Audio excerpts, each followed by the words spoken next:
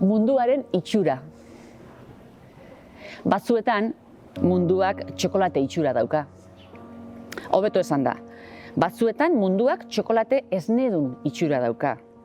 Gozoa delako, esnea azukretxuz betea, eta ontza bat ahoan sartu orduko betetzen zaizkizulako mingaina, aginak eta ahosabaia txistu marroiz, flash, wow! Aldiz, beste batzuetan txokolate zuriaren traza hartzen du munduak, eta ez da izaten elurra egin duelako, edota behe-lainuak guztiak goitik behera estali duelako, ez. Izaten da kakaoari kolore iluna bereizi egin diotelako. Halakoetan zer gertatzen da? Halakoetan gertatzen da egunak gustu ona utzi arren, berriro errepikatzeko gogorik gabe lagatzen zaituela. Hau da, ase, baina baita iguindu samartuta ere. Esan ez bezala, nahiko, alegia, bestelako egunak dastatzeko irrikan.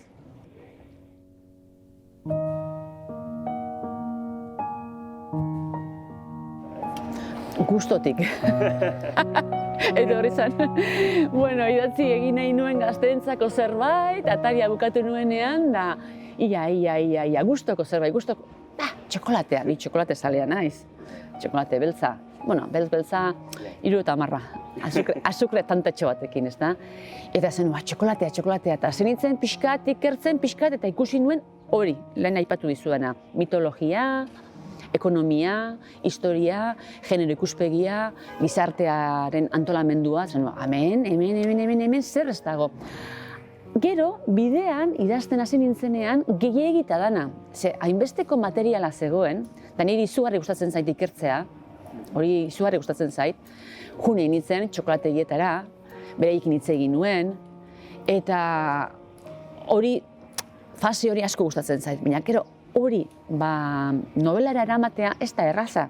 Ze bestelan saiakera egingo nuen. Eta saiakera egin nahi nuen gazteentzako novela bat egin nahi nuen. Orduan, kosta zitzaidan hori guzti hori sartzea. Nahi nuen txokolatea nola egiten den sartzea, ze txokolatearen alderdi asko daudelako, modu asko daudelako, nahi nuen agertu kakaoaren jatorria, nahi nuen agertu mitologia, nahi nuen agertu aipatutako gauza guztiak, eta blokeuta egon nintzen, tarte luze batean, ezta? Gauza berari bueltaka, esaten zidaten lagunek. Zer moduz doa txokolatea eta ontzen. Hortxe, eragiten ari naiz, bai?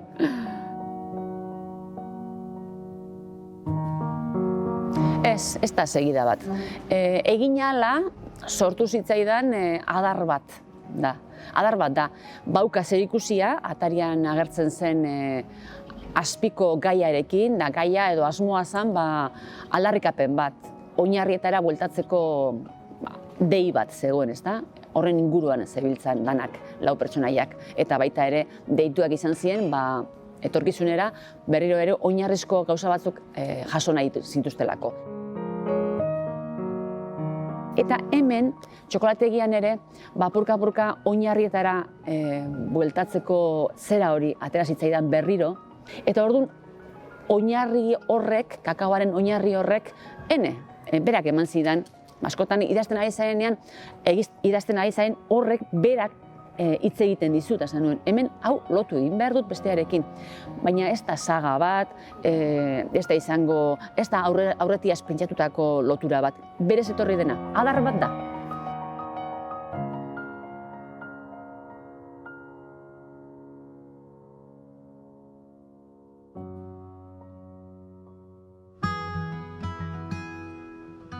Bai, nahi gabe, horren bila jun gabe, abia puntua izan zen galdera hori, zergatik ez dago txokolate maestrarik historian, ez da? Ze txokolatea Andraskoek ere egin izan dute, zergatik ez da agertzen hori.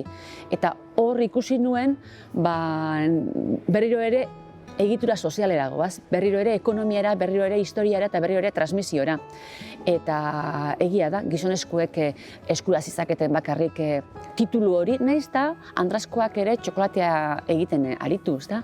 Eta orduan horrek jartzen du martxan gauza asko, datu asko, alegia etxeko neska batek txokolatea egiten, ekoizten jarraitu nahi bazuen etxean, edo eskondu egin behar zuen maisu txokolate batekin, edo bestaran aitaren izenean, edo nebaren izenean, edo eraman behar zuen negozioa, ezta?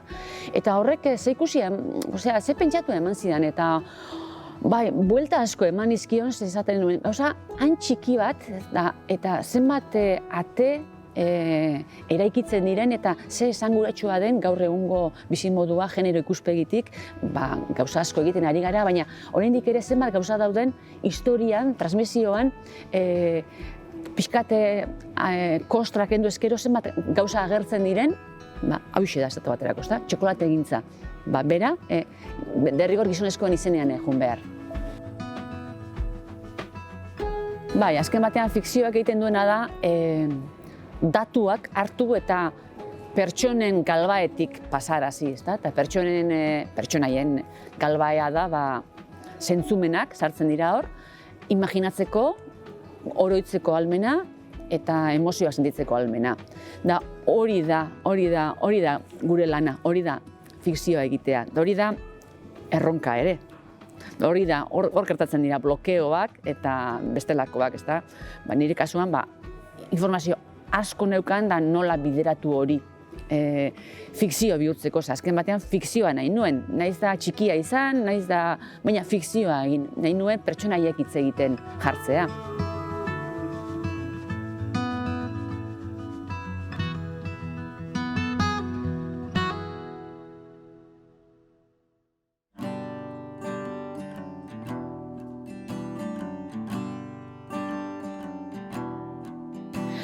Batez ere, simbologia eta urte askotan, azkenengo 10 urte hauetan, egindako gauza asko, tradizioa bera, begiratu eta errebizatu egin izan dugu, ezta?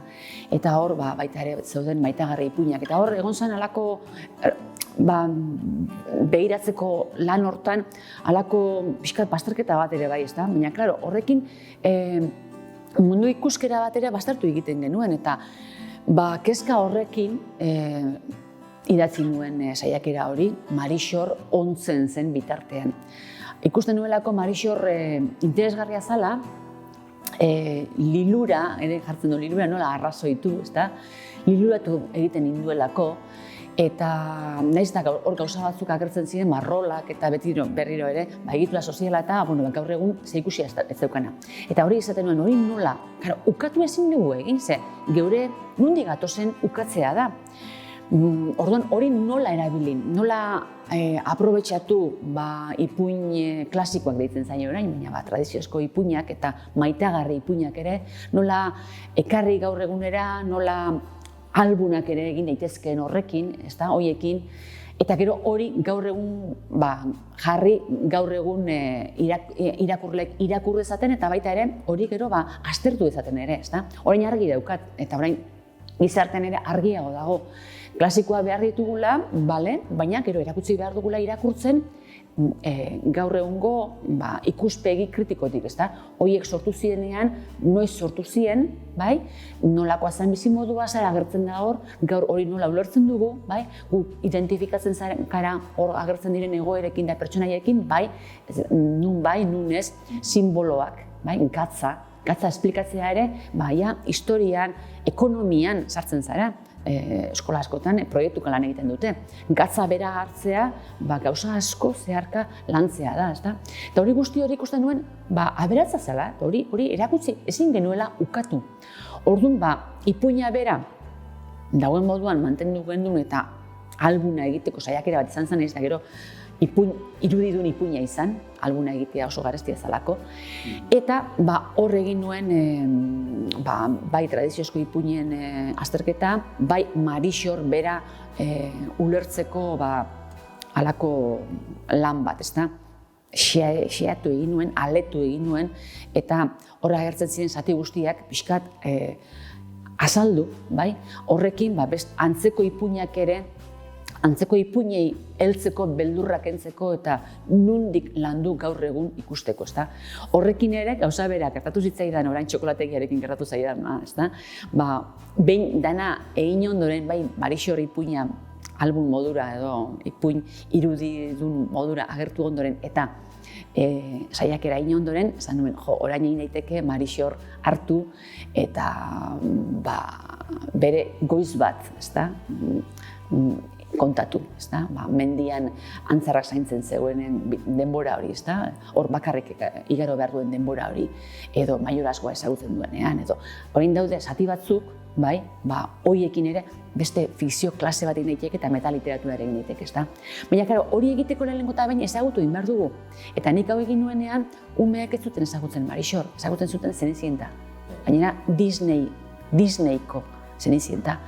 Eta orduan, hau ez da Zenicienta eguneko egunean, ahoskoan beti nahaztu egiten direlako ipuin batzuk, dago erregia eta gatza, atedun neska, atea zaintzen zituen neska, beste ipuin batzuk ere hor nahaztuta daude, baina azpi-azpian bai badago Errauskine edo Zenicientaren muina hor dago, ezta? Orduan, ikusten nuen zala gurea, ipuina, hemendik jasota dagoelako, testu inguru euskalduna delako, eta era berean mundu mailan ezaguna diren ipuinen zertzelada zituela eta hori ezin dugu galdu, bai? Hori kultura delako. Eta hor gero hori agertu egin behar dugu eta gero hor egongo da ondorengoek, hurrengokoek horren gainean iritzi kritikoak lantzeko edo hortik metaliteratura egiteko. Hartu eta beste pertsonaia batzuk sortzeko eta beste egoera batzuk, baina hori lehenengo erakutsi egin behar dugu. Eta orduan, kezka hori neukan, borroka hori neukan neure barruan, eta hori argitzeko, orain argi daukat, nola egin behar baina orduan ez, egin nuen hau. Eta horrek lagundu zidan gero ataria sortzen. Ze horra agertzen den egitura, ipuinaren barruko egiturak lagundu zidan ataria sortzen.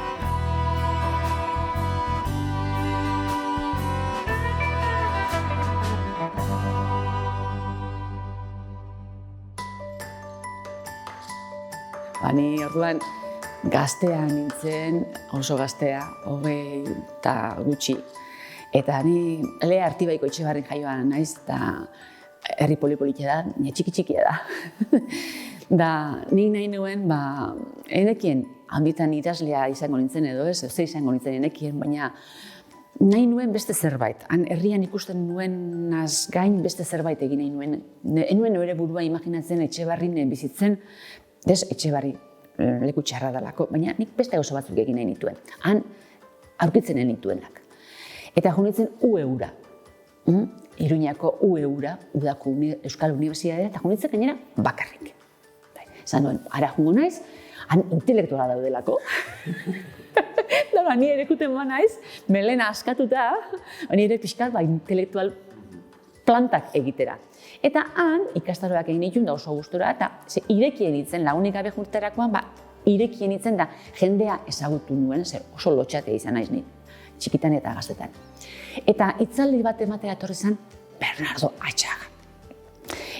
Nundik Bilamedianatik Oabakoak idazten ari zelako. Hitzaldi bat ematera etorri zen, eta hitzaldi ematerakoan ahoskotasunaren inguruan zen, eta Marixor kontatu zigun. Gehi beste gauza asko. Eta bukatu zenean zenuen, nik berarekin hitz egin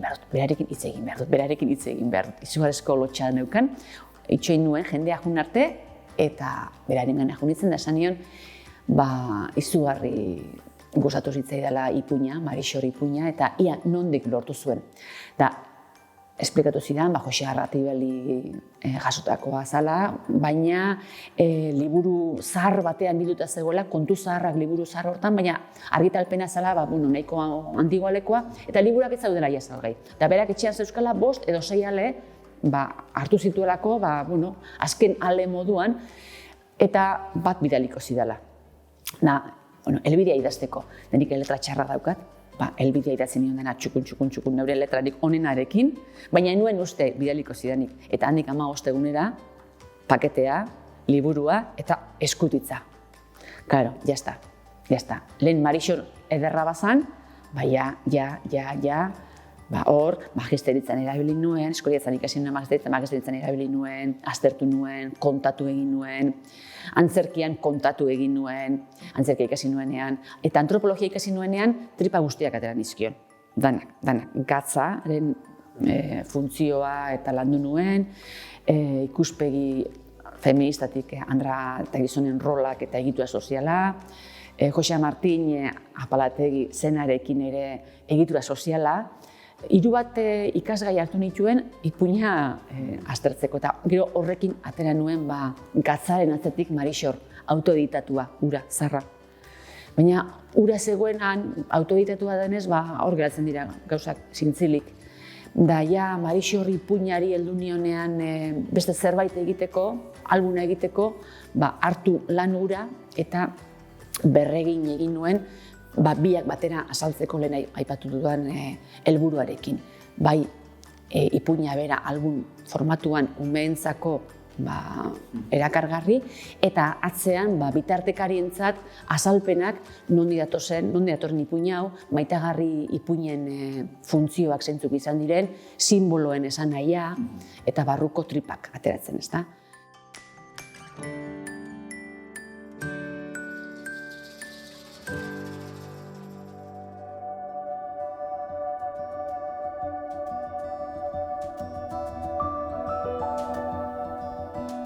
Eta autoeditatu ere egin dut, hori ere bai, itzuli ere bai. Alde batetik ipuinetik bizi naiz, eta ipuinetik bizitzeko denetarik egiten ikasi beharra dago, eta hori ere ondo. Baina etorri egin da, ezta? Nik erabaki nuenean gustoko nuela sortzea, kenduta, gauza innovation hori kenduta, sortzea, eraikitzea, gustoko nuela konturetu nintzenean, niretzat da deskubritze bat da, sortzea. Egiten dudanean gauza bat, hor zer aurkitzen dudan, horrek laguntzen dit urrengoa egiten, ezta? Bide hori nahi dut, bizimodu batera egin behar da, hori ere egia da. Eta hor, beti burrukan. Bizitza burruka bat da, bai? Hori ez da txarra. Ikasten duzunean, hortxe gaina sortzen dira gauza borroka hortan. Orduan, etorri egiten zaizkit gauzak, lan batek beste batera eramaten hau, eta forma, lanak berak eskatzen dit forma hori eduki behar duela, bai? Beti dago, ipuin bat sortzen badu, hori azaltzeko, edo kezka bat daukadanean, ataria nik genekien zientzia fikziozko liburu bat izango zenik, baina idatzita neukan zatitxo batek eramaten ninduen salto bat ematera. Ez nora ingo dut salto, orain denboran salto, ezta? Eta horrek gero, eraman ninduen, zientzia fikzioa ikertzera, da zientzia fikziozko liburuak irakurtzera, eta gazteek ikusten dituzten seriak ikustera, bai? Gustoko duzu, ez dakit gustoko dudan ala, ez? Erronka bada, ikastea da, eta sormenerako nik uste dut erronkak onak direla, eta horrekin norbera ere pertsona moduan hazi egiten dalako. Kuriosidadea mantentzean hitzako da gazte mantentzeko erreminta oinarrizkoena.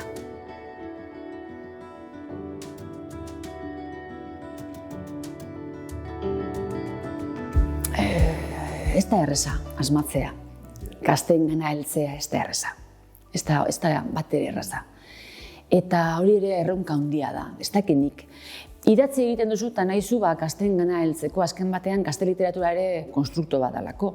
Sortu eginda, lehen helduentzako gauzak irakurtzen ziren. Eta orain, alegintzen adibidez, Atarian gehiago gainera. Atarian idazkera bera ere asko landu nuen, esaldiak lagurtu nituen, paragrafoak lagurtu nituen, horriaren zenbat zati sartu ere neurtu ingen duen, alboetan arnasa ematea ere pentsatu genuen. Ni ez da erreza.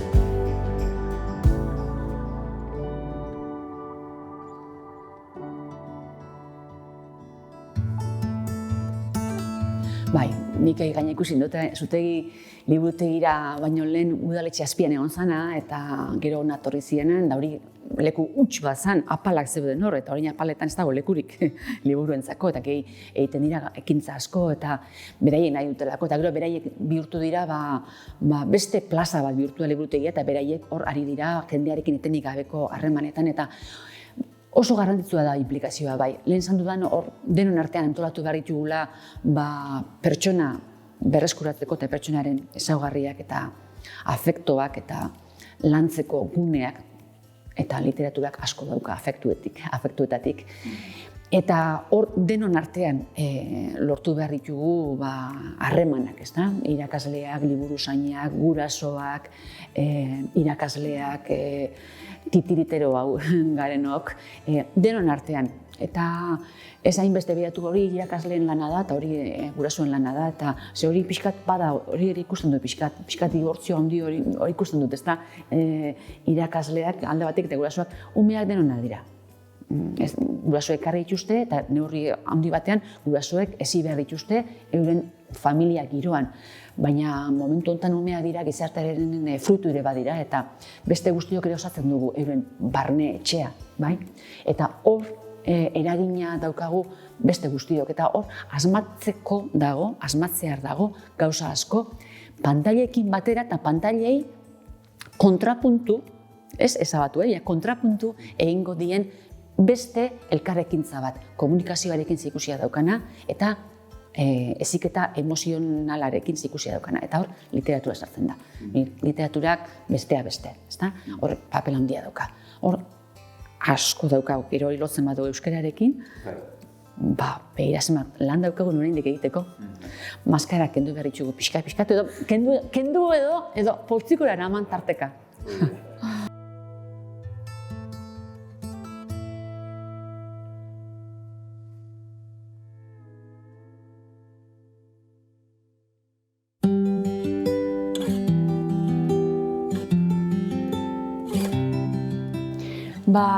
Ederra zen, nik hartzen itun hartza eta torrealdei moduan, baina baita ere usurbilen bizi diren biztanletzat, ezta? Eta kombinazio hori oso polita da.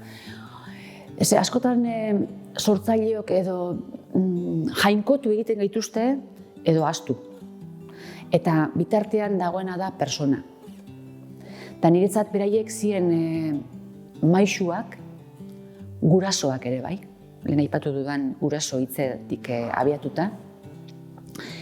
Eta era berean nire herrian bizi ziren pertsonak eta gero Bizkaira joaten naizenean edo joaten nintzenean eta galetzen zidaten ikusten duzu arte da bai, pasiatzen ikusten dut, da Torrealda eta bai piztinan. Eta orduan barra egiten zuten. Eta esaten nuen bai, hori ere bagara. Piztina joaten gara, idazleok, eta marrazkilariok, eta soziologok ere bai, eta itzultzaileok, eta argazkilariok, eta kazetariok. Piztina joaten gara, hori erosten dugu, eta lan egiten dugu. Eta alderdi hori, pertsona alderdi hori niri gustatu egiten zait, asko gustatzen zait. Orduan, bi gauzak ditu eta hori niretzako ohore bat izan da. Bi ez, 3 gauza, guraso, maisu, eta kide, herrikide. Orduan, zer gehiago behar duzu, zertarako biziko naiz, hiri batean, herri batean hori da nahi eukita. Oso ondo. Baina aldetik ez egiten, aldetzekoak muskanak. Nik adarrekin gainera erantzuten ditut, eskerrak ez duzu idatzi behar geroa,